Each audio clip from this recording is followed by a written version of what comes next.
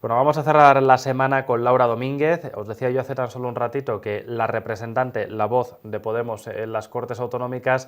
Buenas noches, Laura. Buenas noches. Gracias por estar con nosotros, pero es que esto no está del todo claro que vaya a ser así, ¿no? Al final. Exacto. Estamos hasta el último momento porque ha habido unas irregularidades en Mesas de León y parece que finalmente Pablo Fernández entrará también conmigo en las Cortes de Castilla y León. Esto todavía está ahí, estamos en el último recuento ya definitivo y bueno, no sabemos qué pasará. Creemos que a lo largo de la tarde de hoy o mañana por la mañana lo tendremos definitivo, pero parece que finalmente vamos a ser 2 personas en las Cortes. Vamos a recapitular para saber en qué momento nos encontramos, porque las elecciones del 26 de mayo han dejado muchas interpretaciones en los últimos días y al final los resultados que se conseguían a nivel autonómico, que es de lo que vamos a hablar en las Cortes, no eran los esperados por Podemos. Laura, yo creo que en esto podemos coincidir, es el análisis que habéis realizado en comparación con la legislatura que termina, no ha sido lo que esperabais, ¿no? Desde la formación morada. No, bueno, eso es evidente, al final pase lo que pase con ese escaño que nos queda bailando, lo que sí que es evidente es que hemos sacado un mal resultado, que en ningún caso hemos puesto paños calientes, teníamos 10 procuradores y nos vamos a quedar o bien en uno o bien en 2 y evidentemente el resultado es malo, así que ahora entendemos que empieza un escenario de reflexionar sobre lo que ha ocurrido. Creemos que efectivamente el Partido Socialista, ¿no?, que ha ganado sin ningún tipo de fisura en las Cortes de Castilla y León, pues bueno, ha conseguido, ¿no?, que la mayoría progresista vote al Partido Socialista y no a Podemos, y es algo que evidentemente tendremos que reflexionar. Con independencia de lo que suceda en León, que lo daremos a conocer en cuanto tengamos esa confirmación de las juntas electorales, que estamos viendo cómo están trabajando los últimos días, ya no solo en León, sino también en otras provincias, aunque el caso de León es muy significativo por las irregularidades que ha acumulado.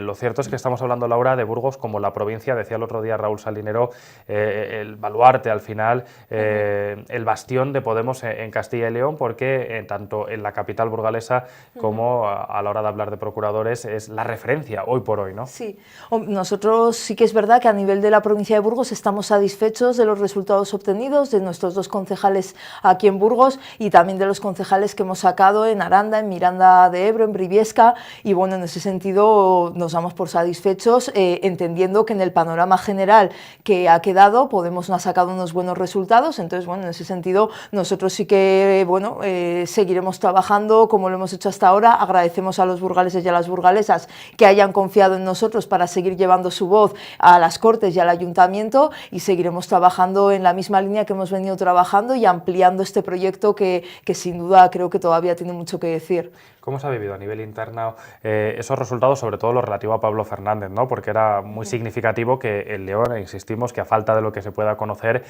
no tuviese esa representación o no saliese algo que, por otro lado, muchísima gente daba por hecho. No sé si ha sorprendido, si esto merece todavía más reflexiones en una provincia como la de León, o eso tiene que hacerse a nivel autonómico en función de esto que tiene que venir, ¿no?, a partir de ahora, entiendo. Hombre, yo creo que tiene que hacerse a nivel autonómico y a nivel estatal. Es evidente que los resultados de Podemos han sido malos en todas las comunidades autónomas y en todos los ayuntamientos, y yo creo que no nos tenemos que engañar a nosotros mismos, que la reflexión debe ser conjunta y que debemos hablar ahora sobre el espacio progresista que se abre en el país, ¿no?, con un Partido Socialista muy fuerte en ese sentido y con una recesión evidente de Podemos. Yo creo que esa reflexión debe ser a todos los niveles y así lo haremos. Es más que probable que en otoño haya un nuevo Vistalegre y que posteriormente se renueven todas las asambleas autonómicas. Creemos que ese va a ser el camino a seguir y por lo tanto yo creo que en ese proceso tendremos que hacer una reflexión muy profunda sobre nuestra organización y sobre ese campo amplio, ¿no?, de cara a ampliar el proyecto, como digo, y a seguir trabajando por un Podemos mucho más fuerte, ¿no?, y que realmente dé una respuesta a los ciudadanos, que es evidente que no hemos sabido transmitir en estas elecciones. Bueno, Podemos va a seguir su cauce interno de cara a esa renovación y de cara sobre todo a ese análisis que entiendo hay que hacer ya una vez haya pasado todo este periodo de una forma más sosegada, pero es que de forma paralela y en el Parlamento Autonómico de cara a esa Constitución los debates están sobre la mesa, los diálogos, parece que Castilla y León se ha convertido en foco de la noticia, Laura, también por la situación concreta.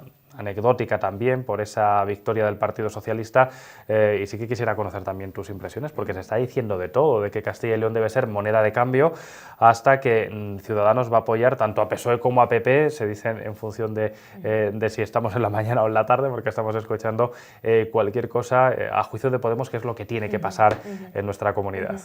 Bueno, en cuanto a que pueda ser moneda de cambio, desde luego a mí me parece que no se debe hablar en esos términos. Yo no sé si los partidos que están teniendo ahora en su mano el poder pactar quieren tener a Castilla y León como moneda de cambio. A mí me parecería un error, porque realmente sobre lo que hay que hacer pactos es sobre un proyecto de comunidad autónoma y sobre un proyecto programático. Si se utiliza Castilla y León como moneda de cambio, nos estarán vendiendo a todos los votantes, y entonces me parece que eso no debe ser lo que se busca en un pacto. Lo que se debe buscar en un pacto, y yo creo que esta semana ya lo dijimos aquí desde Podemos, es que haya un bloque de regeneración, es decir, que el Partido Popular después de 32 años es evidente que se ha acabado su tiempo en Castilla y León, que tiene un proyecto agotado y que no tiene legitimidad para gobernar la comunidad autónoma, y en ese sentido nosotros apelamos a aquello que nos ha podido unir con el Partido Socialista, menos con Ciudadanos, pero que si finalmente hay un bloque Partido Socialista Ciudadanos, vamos a fijarnos en lo que nos une y vamos a hacer un proyecto de comunidad autónoma alejado del Partido Popular. Sobre esta cuestión,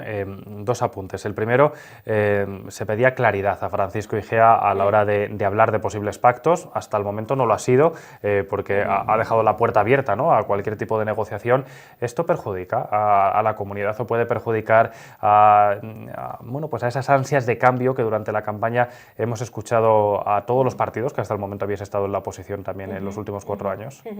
Hombre, nosotros tenemos claro que Ciudadanos es un partido que dependiendo de cómo mejor le venga, pacta con unos o pacta con otros, ¿no? Con una ideología bastante dispersa en general, y que de manera generalizada yo creo que simplemente lo que va a hacer es pactar con el Partido Popular donde mejor le venga y pactar con el Partido Socialista en otros lugares. Por eso yo sí que creo que desde Podemos lo que tenemos que apelar es a un sentido de comunidad autónoma, que si realmente nos preocupan las personas de Castilla y León, lo que deberíamos hacer es apelar al sentido de una regeneración, un cambio, pero en el sentido más amplio de la palabra, no a un recambio, no simplemente a seguir aplicando las políticas del Partido Popular. Si Ciudadanos es lo que quiere hacer, seguir siendo la derecha que hace políticas en Castilla y León que van en contra de la ciudadanía de Castilla y León, entonces a nosotros no nos van a tener ahí, eso lo tenemos muy claro. Claro, se podría dar la circunstancia de que se apoyase al Partido Popular o de que incluso Francisco Igea fuese presidente, pero con un gobierno al final integrado por miembros, ¿no?, de los populares. Es una opción que se está barajando en estos momentos. Sí, mi impresión es que finalmente esto que parecía que durante la campaña iba a ser, que era un pacto Partido Socialista-Ciudadanos, es probable que sea lo que se dé. No sé lo que va a pasar porque desconozco lo que internamente está barajando Ciudadanos, pero sí que es verdad que es lo que parece que va a haber, porque además nadie entendería que el Partido Socialista no apelara a ese cambio, nadie entendería que Ciudadanos no apelara a un cambio en un gobierno que es evidente, el del Partido Popular, que está absolutamente acabado y agotado.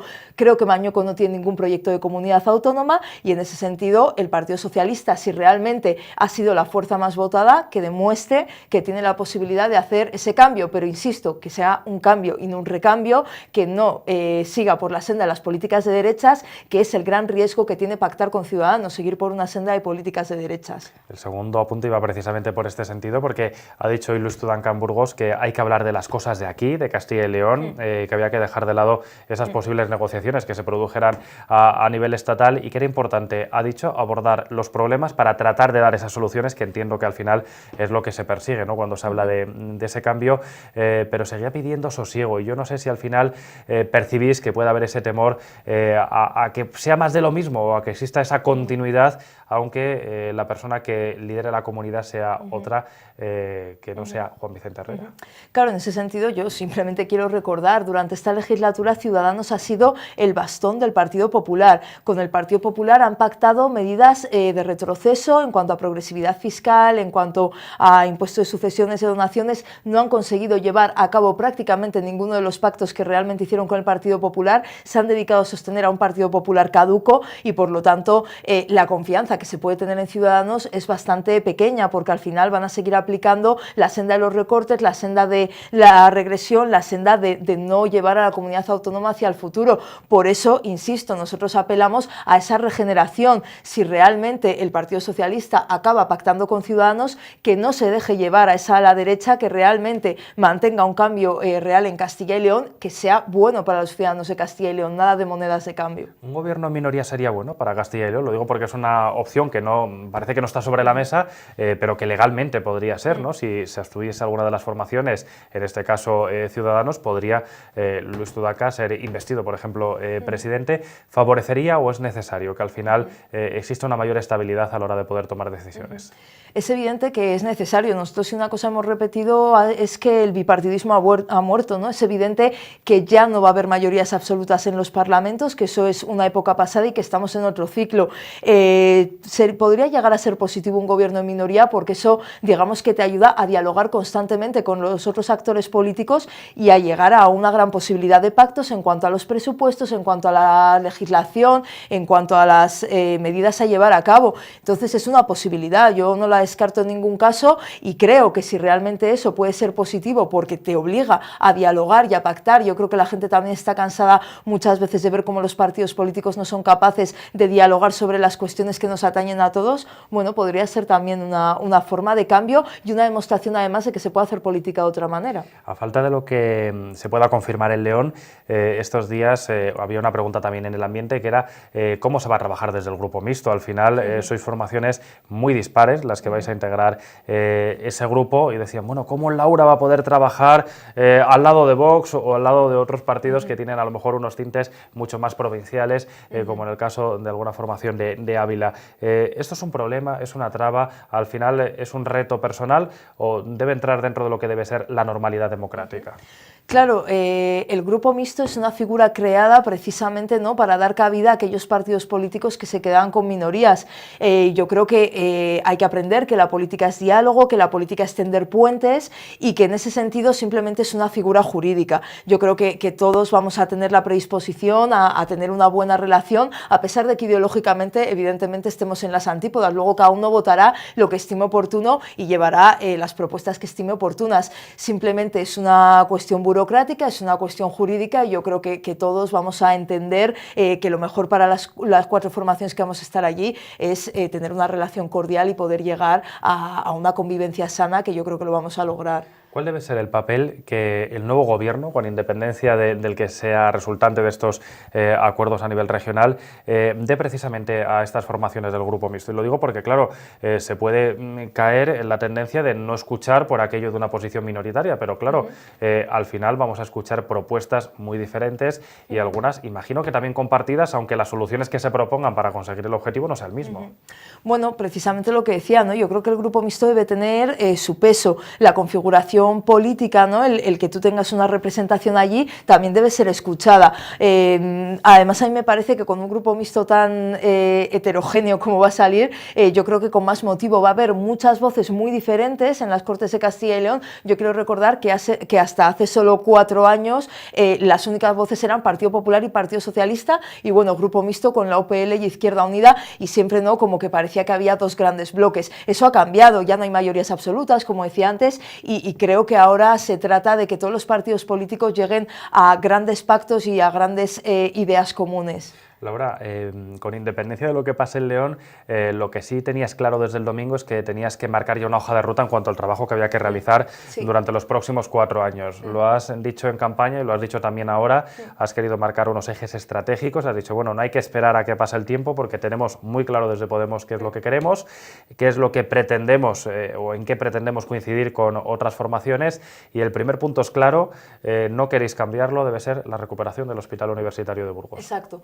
Sí, lo planteamos como una cuestión fundamental de provincia, porque precisamente los únicos que se quedaron solos en su momento defendiendo el modelo de gestión fueron el Partido Popular. Yo no sé si ahora determinados partidos políticos pueden cambiar de idea, pero lo cierto fue que en las conclusiones conjuntas que sacamos de la comisión de investigación, tanto Ciudadanos como el Partido Socialista como nosotros, a lo que apelamos fue a esa recuperación y a determinados pasos para esa recuperación. Si eso es una cuestión que nos une, vamos a trabajar por ello, porque además sería no solo beneficioso para la provincia, sino para toda la comunidad autónoma. Entonces lo vemos como una cuestión fundamental y desde luego desde Podemos tenemos claro que va a ser un eje claro en la provincia de Burgos. Bueno, un eje claro y prioritario, pero no lo único, porque también habéis asumido como retos, por ejemplo, grandes reivindicaciones que venimos escuchando también en los últimos años, que no acaban de materializarse, que en el caso de la provincia, pero que también afecta a la comunidad y al resto del país, es lo que tiene que ver con el tren directo, por ejemplo. Es otro de los grandes retos que marcas, y en esto también hablas sobre todo de pactos, ¿no? De la necesidad de ir con una única voz, en este caso al gobierno central, para decir, bueno, basta ya, vamos a reactivar la línea de una vez. Eso es, en este caso, como no es una competencia autonómica, sí que es verdad que yo creo que todos los partidos políticos, es de lo que hablaba antes, ¿no? Castilla y León tiene que tener una voz propia, tenemos que ser capaces, que yo creo que durante muchos años no lo hemos sido, de reivindicar determinadas cuestiones. Una es el tren directo, la financiación autonómica, de la que también fuimos capaces todos los grupos políticos de ponernos de acuerdo para decir necesitamos una financiación autonómica más justa, que no tenga que ver con la demografía, sino con, bueno, precisamente, ¿no?, con otro tipo de factores que pueden ser injustos para nosotros. Entonces, bueno, en esa senda es en la que hay que caminar, precisamente por esa heterogeneidad que se va a dar en las Cortes de Castilla y León. Yo creo que es el momento de dialogar, de hacer frentes amplios, de unirnos como comunidad autónoma y de reivindicar realmente una serie de cuestiones que nos vienen reivindicando las personas que viven aquí. Y yo creo que en ese sentido, por ejemplo, hay que tener muy claro las reivindicaciones de la España vaciada, de esa manifestación de los pueblos de las Castillas, ¿no?, en este caso de la nuestra, que desde luego tenemos que escuchar y que tendremos que atender. Y yo creo que una de las cuestiones fundamentales es que van a pedir que los partidos políticos estemos a una reivindicando Castilla y León.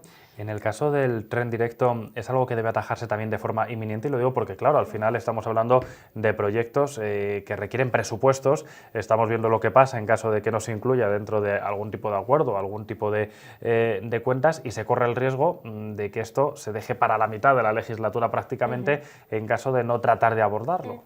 Nosotros tenemos una cuestión muy clara con esto, y es que es una cuestión de voluntad política, no es ni siquiera una cuestión presupuestaria. En el primer año, con una inversión de 15 millones de euros en el tren directo, en el primer ejercicio presupuestario, con 15 millones de euros simplemente se podría ya abordar la cuestión del túnel de Somosierra, que es una de las prioritarias.